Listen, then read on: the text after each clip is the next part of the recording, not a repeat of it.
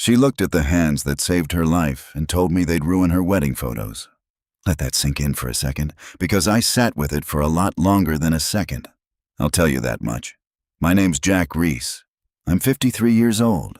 I've lived in Cincinnati my whole life, and up until about 6 months ago, I would have told you the worst thing that ever happened to me was already behind me. I would have been wrong. Welcome to Dad's Raw Revenge. Get comfortable. This story is going to take you somewhere. Hit that like button and drop a comment below, letting me know where you're watching from. Trust me, you're going to love it here. Let me set the table first.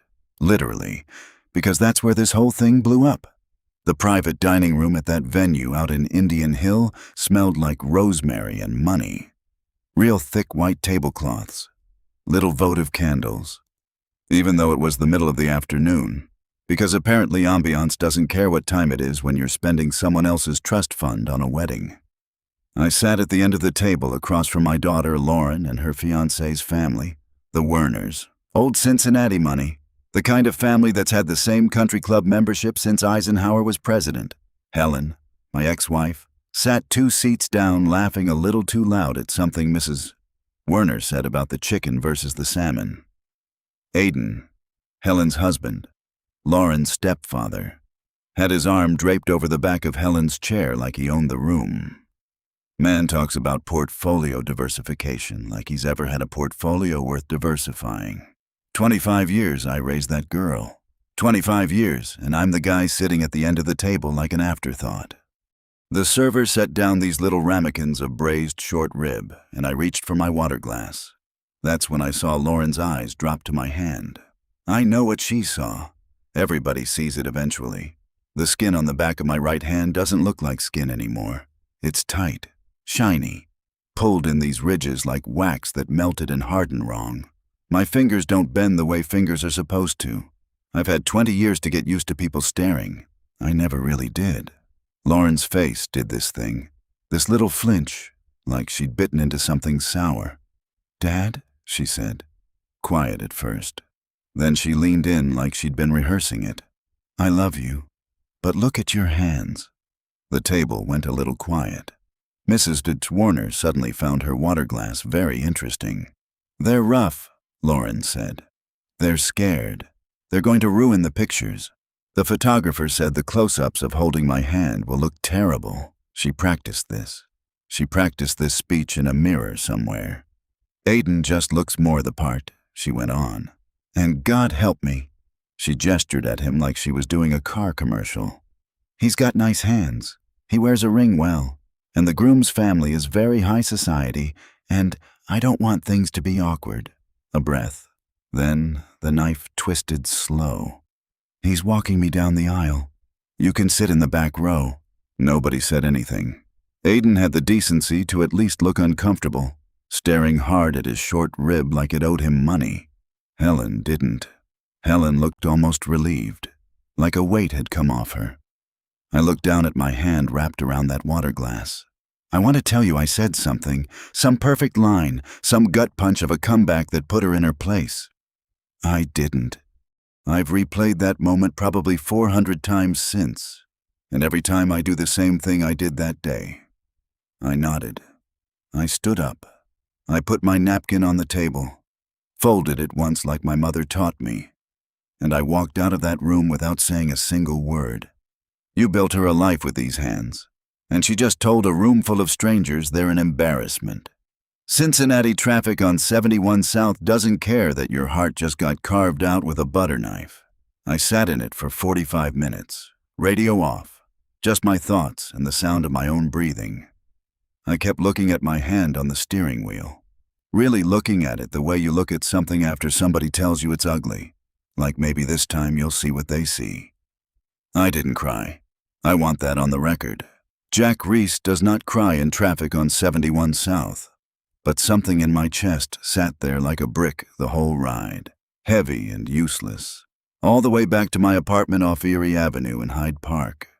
Modest place, 1 bedroom, exposed brick, the kind of apartment a guy rents when he's got money he refuses to spend on himself. I let myself in, dropped my keys in the bowl by the door, and stood in my kitchen not knowing what to do with my hands, which, considering the conversation I just walked out of, felt like a cruel joke. I ended up in the second bedroom, the one I use as an office. Though office is generous, it's a card table and a filing cabinet and a shoebox I've never gotten around to putting in a real photo album. I sat down on the floor with my back against the wall, and I opened that shoebox. First photo on top. Lauren, maybe 9 years old. Vanilla ice cream cone in one hand, my hand in the other. Both of us grinning like idiots outside a Glamis Brothers on Madison Road. There she is. There's my girl. And that's when it all came back. Not slow. All at once. Like a door blowing open in a storm. You want to know who I was before all this? I'll tell you. Every Saturday, rain or shine, I picked Lauren up right after my shift ended at the plant. I worked the line at a hydraulic systems manufacturing plant out in Norwood. Good union job. Decent pay. Calloused hands from the honest kind of work. I'd still have my work boots on. Safety glasses pushed up on my head. And she'd come tearing across the yard yelling, "Daddy!" like I'd been gone a year instead of 8 hours. We had a routine. Glamis Brothers for ice cream. She always got vanilla, always. No matter how many times I told her they had 40 other flavors. She'd hold my hand the whole walk there, swinging our arms like we were the only 2 people in Ohio. And when we got close to the plant gates, I'd hoist her up onto my shoulders so she could wave at the guys on the loading dock. "There's my hero," she'd shout down at me, ice cream dripping onto my collar. And every single one of my coworkers would laugh and wave back. There was this one guy, Larry Boyd, who worked the dock with me for 12 years, who used to say, "Reese, that girl's going to run this city someday. You watch." I believed him. I truly believed every word of that. Those Saturdays were the best hours of my week. Better than payday. Better than the Bengals winning, which, let's be honest, wasn't happening often enough to be a real contender anyway. I had no idea one of those Saturdays was going to be the last normal one. It was a Saturday like any other. I had to swing by the plant to grab my check before we headed out. Payroll had messed up direct deposit that week. One of those things you don't think twice about. I brought Lauren in with me. She'd been in that building 100 times. Everybody knew her. She was drawing on a napkin at the break room table while I walked over to grab my envelope from the office window. I heard it before I understood it. A deep metal groan, like the building itself was clearing its throat. Then a bang that I felt in my teeth. One of the main hydraulic lines had ruptured. Pressurized fluid, scalding hot, chemical treated, blew out of that pipe like a fire hose made of acid. Lauren. I didn't think. There wasn't a thought in my head. Not one single word. My body just moved. I got to that break room table in maybe 2 seconds flat and threw myself over her, wrapped my arms and back toward the blast, made myself as big as I could between her and that spray. It hit me across the back. The arms, the hands. Mostly the hands because that's what I had wrapped around her, shielding her face. I don't remember the pain the way you'd think. Larry's voice screaming my name from somewhere far away. I remember the smell. Like burnt hair and something chemical and wrong. I remember Lauren underneath me screaming, completely unhurt. Not one drop touched her, not one single drop. She walked away from that day without a mark on her. I didn't. Larry saw the whole thing. Ran over before anybody else even understood what happened. Pulled Lauren out from under me while I was still down on the floor. He never forgot it. Man still calls me every year on the anniversary just to check in. Some things you don't stop caring even when you're not the one who got hurt. I'd do it again. 1,000,000 times over. I'd do it again. That was never the question. The question, the one nobody bothered to ask me for 15 years, was what it would cost me after. You'd think a man throwing himself in front of chemical fire for his daughter would earn him something. Gratitude, a little grace, maybe just the benefit of the doubt. Helen filed for divorce 4 months later. I remember sitting across from her in a lawyer's office downtown, my hands wrapped in compression bandages, still healing, still learning how to hold a fork again, and she wouldn't even look at them. "You brought her to that plant." "Jack," she said, flat, cold, like she'd rehearsed it in the mirror, same as Lauren would 20 years later. "You're reckless. I can't trust you not to put her in danger again." Reckless? I nearly laughed.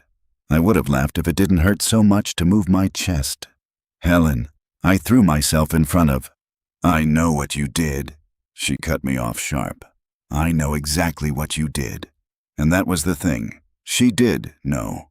She knew better than anybody. That's what made it so much worse. This wasn't ignorance. This was guilt wearing anger like a Halloween mask. Because it's easier to be furious at somebody than to sit with the fact that you weren't the one who saved your kid. She got full custody. I got weekends, then every other weekend, then slowly. The way ice melts so gradually you don't notice the puddle until you're standing in it. I got less than that. And somewhere in those years, she started rewriting the story. I didn't catch it happening in real time. You never do. But looking back now, I can trace it. Little comments over the years filtered back to me secondhand. Lauren telling a teacher her dad got hurt because he wasn't being careful. Lauren at 13 asking me why I let that happen, not what happened to you. Why did you let that happen? 15 years Helen had that girl's ear every single day, and I had her every other weekend if the schedule cooperated. You do the math on whose version of the story was going to win. She turned the proof of how much I loved that girl into evidence against me, and I didn't even see her do it. The lawsuit against the plant took almost 3 years to settle. Landmark case, corporate negligence, faulty maintenance records. The whole ugly truth about how a multinational company let a hydraulic line rot until it blew a hole in a father's hands. I won. Won big. The kind of settlement that changes a family's entire trajectory. I never touched a dime of it. I know how that sounds. Believe me, my own attorney thought I was out of my mind. "Jack, you could buy a house in Hyde Park outright. You could retire tomorrow." And I sat there in his office in the same modest work boots I'd been wearing my whole life, and I said no. Because somewhere in the back of my head, Helen's voice was still there. Reckless. If I spent that money on myself, wasn't that proof she was right about me? So I did the only thing that made sense to a guy who'd already given his hands for his daughter. I put every dollar into a discretionary spendthrift trust. Locked, protected, managed by me alone.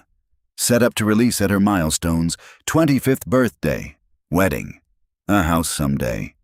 If she wanted one, I kept working. Took a A-trade after the plant. Precision machine work. Steady hours. Nothing flashy.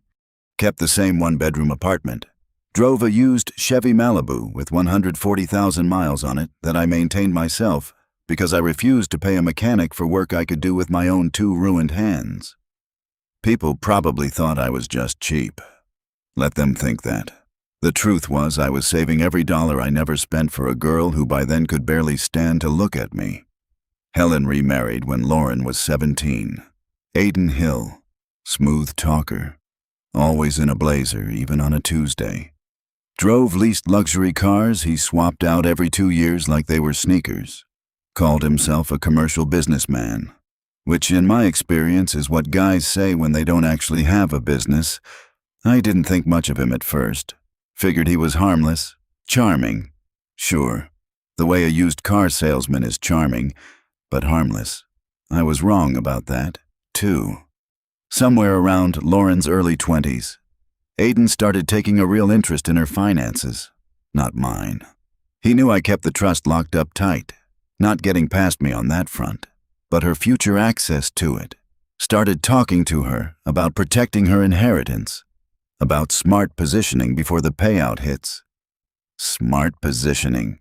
That's a fellow who's never had 2 nickels of his own money to position anywhere. He walked her through paperwork one night. I know this now. Pieced together after the fact. Paperwork that used her future trust distribution as collateral on some commercial loan he needed for a business venture that never quite existed the way he described it. Told her it was routine. Told her it was safe. Told her, probably with that same smooth Cadillac salesman voice, that she needed to sign it to protect what was coming to her. She trusted him. She was desperate by then to impress the family she was marrying into.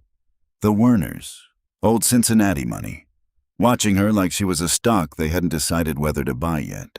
So, she signed. She had no idea what she was signing away.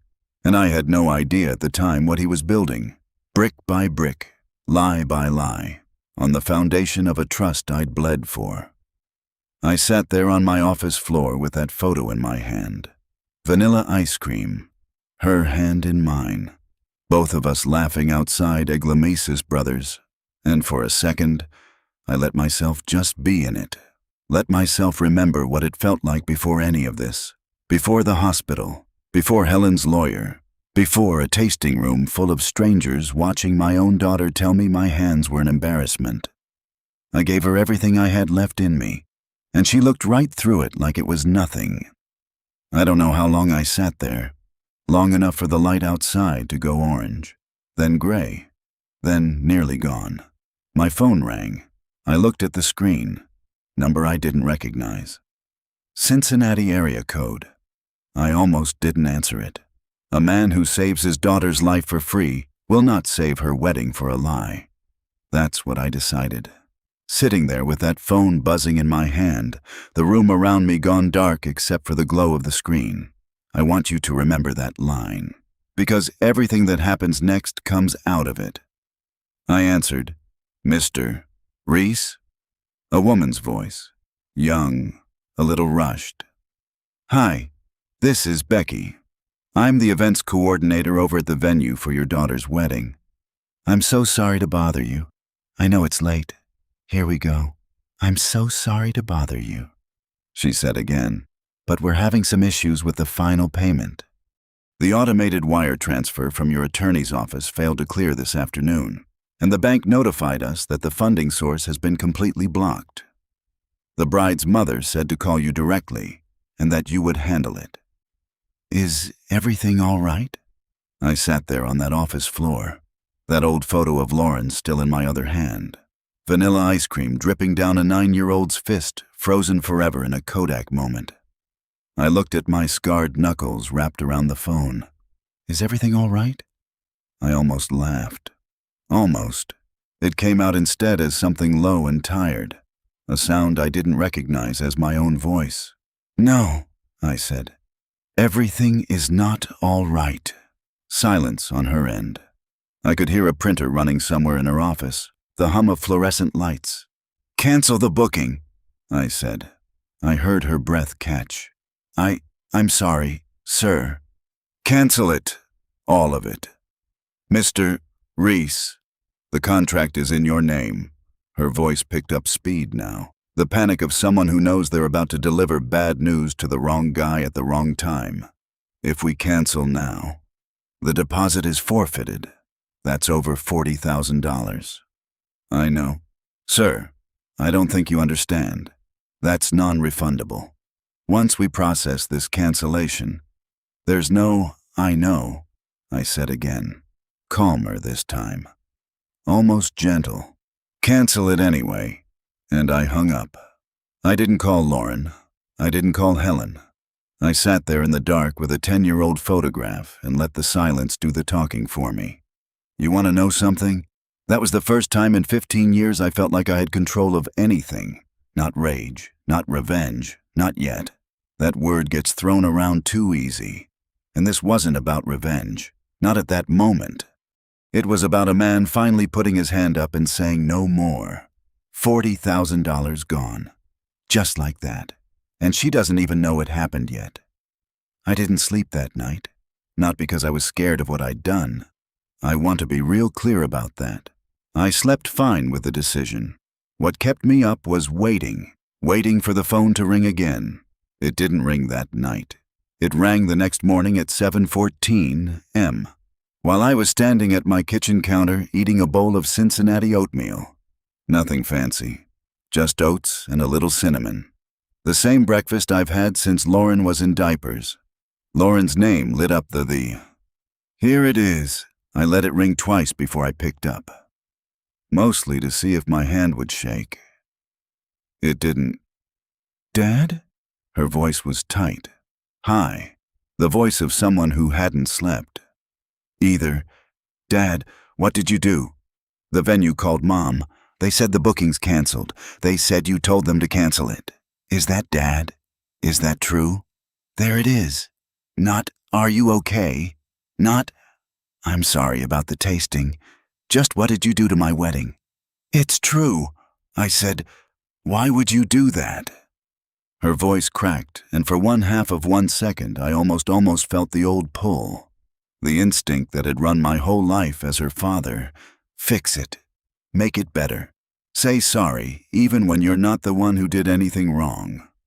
I didn't say sorry. You told me to sit in the back row. Lauren, I said, I'm just giving you a little more room back there. She went quiet. I could hear her breathing, sharp and uneven.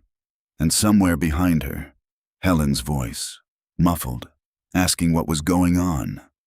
You're being cruel. Lauren finally said, cruel. That word landed somewhere behind my ribs and just sat there, ugly and heavy. No, sweetheart, I said, and my voice came out steadier than I expected. I'm being finished. I hung up before she could answer. Here's something you need to know about a discretionary spendthrift trust. Folks, it's a legal vault. I built it to protect Lauren from other people and, if I'm honest, from my own instinct to give her everything. Because it's discretionary. It means I have the final say on every single dollar that goes out. It runs entirely through me. But Aiden was slick. He had convinced Lauren to sign a stack of paperwork a year ago using her future milestone payouts as a guarantee for a massive commercial business loan he was taking out. Here's the catch. A bank won't accept a discretionary trust as collateral unless the trustee, me, signs off on it. Aiden knew I'd say no. So, he did what desperate con men do. He forged my signature on the guarantee paperwork. He thought he'd use the upcoming wedding gifts to clear the debt before anyone noticed. He miscalculated. Monday morning, I called my attorney, David Finch, and told him to freeze all wedding distributions. By Wednesday, the dominoes started falling. The florist, the DJ, and the catering company all hit a wall. Their invoices came back marked insufficient funds. But I didn't stop there. I also pulled the trust backing from the Kenwood House bridge loan they were using to live past their means. Instead of calling me to ask what was going on, Helen and Lauren decided to go public. My neighbor, Killian, knocked on my door on Thursday evening holding her phone like a live grenade. Helen had gone full Hollywood, ring light, kitchen island, and tears on cue. She tagged local Cincinnati community groups and the Werner family's business pages, dabbing at her eyes and saying, my daughter's biological father is holding her wedding hostage out of pure jealousy because another man is walking her down the aisle. He's bitter and controlling. She even pinned a comment at the top. The Werners are old money and they have lawyers everywhere. We will see him in court. The internet did what it always does. Hundreds of strangers calling me a monster. But Helen made a fatal mistake. By tagging the Werners' public profiles, she brought a messy, low-class internet brawl right to the doorstep of a family that thrives on privacy. She thought she was weaponizing them against me. Instead, she guaranteed they would cut her loose. And then, the trap snapped shut. When that automated bridge loan payment for their house bounced on Tuesday, it triggered an immediate flag at the bank's compliance department. A human auditor actually pulled the file to see why a multi-million-dollar trust missed a payment. They looked at Aiden's commercial loan file. They looked at the signature on the guarantee. Then, they called my attorney to verify it. David took one look at the forged document and told them the truth. Jack Reese never signed this. By Wednesday afternoon, it wasn't a family dispute anymore. It was a federal bank fraud investigation. The bank froze Aiden's accounts and called the entire commercial loan due immediately. At the exact same time, David enforced the penalty clauses on the house bridge loan. Their mortgage payment more than tripled overnight, giving them 30 days to pay or vacate. Aiden Hill, smooth-talking commercial businessman, was staring down a federal loan default and eviction inside a house he couldn't afford, sitting next to a wife who just torched her ex-husband's reputation on the internet for a wedding that no longer had a venue. I won't lie to you. There was a part of me, a small, ugly human part, that felt something close to satisfaction sitting in that. But mostly, I just felt tired. I want you to understand something about this stretch of time, because it's easy to make it sound like I was some mastermind sitting in a dark room pulling strings with an evil grin. That's not what it was. Mostly, it was quiet. I went to work. Precision machine shop out in Blue Ash. Same as always. Clocked in, did my job. Kept my head down, came home. I stopped by Skyline on Erie a couple nights that week. Sat alone at the counter with a three-way and a Coney, because some things a man does just to remember what normal feels like. I didn't check Facebook. Killian did that for me. God bless her. Showing up at my door every couple days with updates I never asked for, but somehow needed to hear anyway. They deleted the second video. She told me on a Friday. The one about the Warners. That's so, Jack. She looked at me the way people look at you when they're trying to figure out if you're okay. You all right? Was I all right? I thought about that tasting table, about Lauren's face when she looked at my hands like they belonged to a stranger, about 25 years of Saturdays, vanilla ice cream, a little girl on my shoulders yelling, "There's my hero," to a loading dock full of guys who believed it just as much as I did. I will be, I told Killian, and for the first time in a long while, I actually believed it. Because somewhere out past Kenwood, a house was about to lose its funding. A wedding venue had already lost its deposit. A stepfather was about to lose a whole lot more than a leased Cadillac, and none of them saw what was coming next. My phone buzzed on the counter. Text message. No name attached. Just a number I recognized as Helen's sister. Somebody who hadn't spoken to me directly in almost a decade. Jack, you need to see this. Call me. I stared at that message for a long moment. Whatever this is, I thought. It's not going to be good news. I picked up the phone and dialed. If you have been listening for a while, drop your thoughts in the comments, hit the like button while you're at it, and be sure you're subscribed. Some men beg on their knees for money. My daughter did it in my living room, and I still remember every word. I want you to sit with that for a second, because it took me a long time to sit with it myself. Let me back up. That phone call from Helen's sister, a woman named Peggy, who I hadn't heard from since maybe 2015. That was the first domino I didn't push myself. That one just fell on its own. "Jack, it's Peggy," she said when I called back, voice tight and rushed. "I probably shouldn't be calling you. Helen would kill me, but somebody needs to—" "Peggy, what's going on?" "Aiden's gone."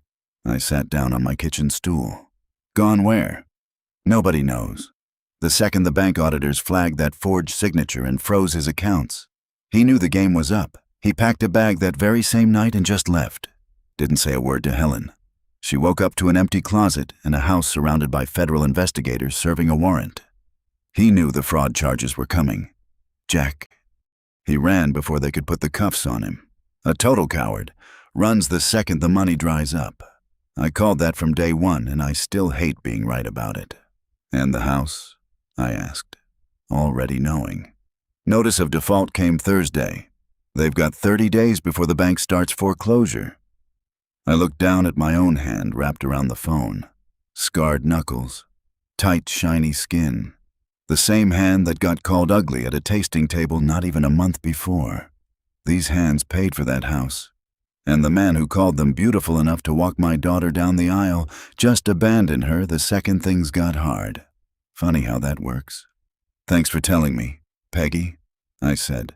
"Jack," she hesitated. "Are you going to help them?" I didn't answer that question. Not because I didn't know the answer, because I wasn't ready to say it out loud yet, not even to Peggy. I just said goodnight and hung up. I heard about the rest through Killian, same as everything else that month. God bless that woman's Facebook addiction. The Warners found out about the fraud investigation the same week. Small city, remember? Everybody is one phone call from everybody else. And old money families like the Warners have a lot of phone calls at their disposal. A stepfather under federal bank fraud scrutiny. A public smear campaign gone sideways and now looking less like righteous outrage and more like a family imploding in real time on the internet. A canceled venue. A frozen trust that had clearly been funding their entire lifestyle. None of that plays well at the country club. The groom, nice enough kid from what little I'd seen of him, though clearly raised by people who valued image, called Lauren on a Sunday afternoon. Killian didn't get me the transcript of that one, but I heard enough secondhand to know how it went. His family had decided the risk to their name wasn't worth it. Political families in Ohio don't survive scandal by association. They survive by getting far away from it, fast, with a clean public statement about wishing the young lady well and never mentioning the words fraud or lawsuit or trust fund again. The wedding was off, just like that. $100,000 wedding gone, fiancé gone, stepfather gone, house about to be gone. And every single one of those things had my name quietly written somewhere underneath it, holding it up the whole time until I stopped holding it up. I won't pretend I didn't feel something when I heard, but it wasn't joy. It wasn't satisfaction, either. Not really. It was something quieter and heavier than that. It felt like watching a house of cards fall down that I built the foundation for and never got thanked for building. It was a Tuesday evening, about 3 weeks after that tasting table, when I heard the knock on my apartment door. I knew before I opened it. Some part of you always knows. I opened the door, and there they were, Helen and Lauren, standing in the hallway of my modest building, looking about as far from that tasting room in Indian Hill as two people could get. Helen's makeup was smudged, her hair pulled back, messy instead of styled. Lauren looked like she hadn't slept in a week, hollow around the eyes, her hands shaking slightly at her sides, the hands that used to hold mine on Saturdays. Now they're the ones shaking. Jack. Helen's voice cracked on my name. Can we come in? A month ago, she called me a jealous bully on the internet in front of thousands of strangers. Now she's standing in my hallway, asking permission to come inside. I stepped back and let them in. Not because I owed them anything, because whatever I was about to say, I wanted to say it sitting down, and I wanted them to have to look me in the eye while I did it. They sat on my couch, small couch, secondhand, nothing fancy, the kind of couch that probably embarrassed them more than my hands ever did. I sat across from them in the one chair I own, the one with the ottoman, and I waited. I've waited 15 years for this conversation. I can wait another minute. Lauren broke first. She slid off the couch onto her knees on my living room floor, and I want to tell you that didn't do something to me, watching my own daughter kneel in front of me. But I'd be lying if I said it didn't. Dad, please. Her voice was raw, cracked down the middle. I know you're angry. I know I hurt you. Angry doesn't begin to cover it, so... Sweetheart, but go on. The venue's gone. The house. We're going to lose the house. Aiden's gone? Dad, he just left. He didn't even say goodbye. And I don't. She stopped pressing her shaking hands against her face. The feds came to the house. Dad, they said he forged your name. They said he stole from my future. He used me to commit bank fraud. And now everything is gone. I don't know what to do. Please, just release the trust. Please. Helen was crying now, too. Quiet and controlled. The practiced kind of crying that had worked on plenty of people before me. Jack, we're begging you. We have nowhere else to go. You have nowhere else to go. 20 years ago, I had third-degree burns up both arms and nowhere else to go, either. Nobody knelt on my floor for me. I didn't say any of that yet. I let the silence sit there, heavy, while Lauren cried on my carpet, and then she said it. The thing I didn't see coming, even after everything. "I remember Saturdays," she said, barely above a whisper, looking up at me with eyes that looked for just a second like the 10-year-old who used to ride my shoulders to the ice cream shop. "I remember the smell of vanilla. I remember—" She stopped. "Come on, say it. Finish the sentence." Her mouth opened, closed. Something moved behind her eyes, something old. Something buried under 15 years of her mother's careful reconstruction. And for one full second, I thought she was finally going to say it. "I remember what happened at the plant. I remember what you did for me." She didn't say it.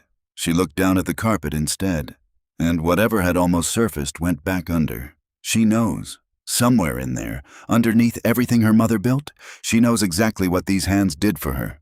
And she still can't bring herself to say it out loud. Even now. Even on her knees. That's the moment something in me finally fully closed. I stood up, slow, unhurried. The way you stand up when you've made peace with a decision instead of reacting to one.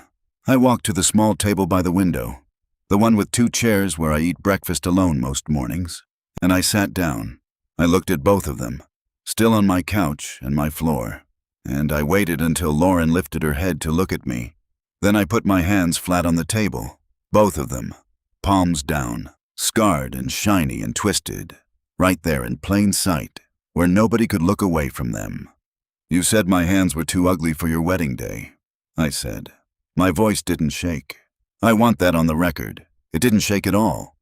"But these hands are the only reason you still have a face to cry with right now."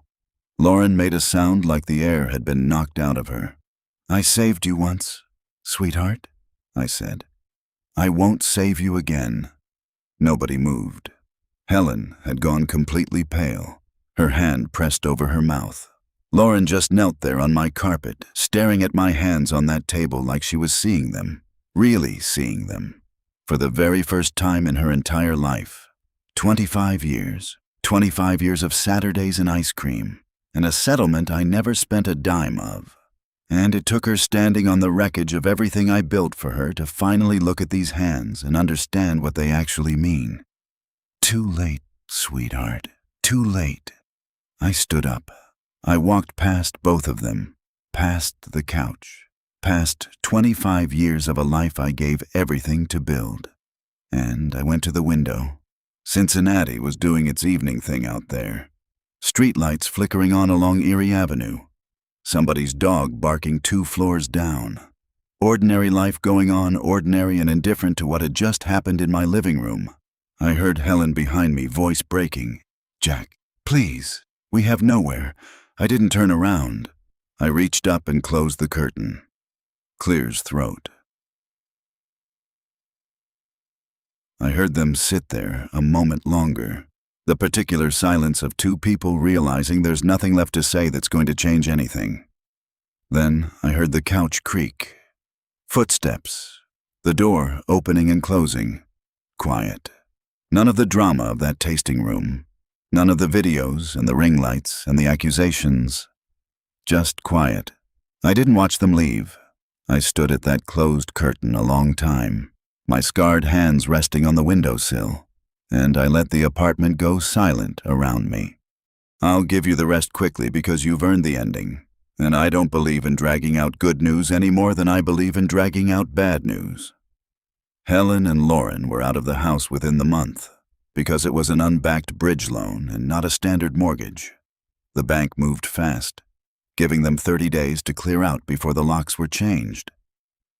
It was quiet and unglamorous. None of the internet fanfare that came with the accusations.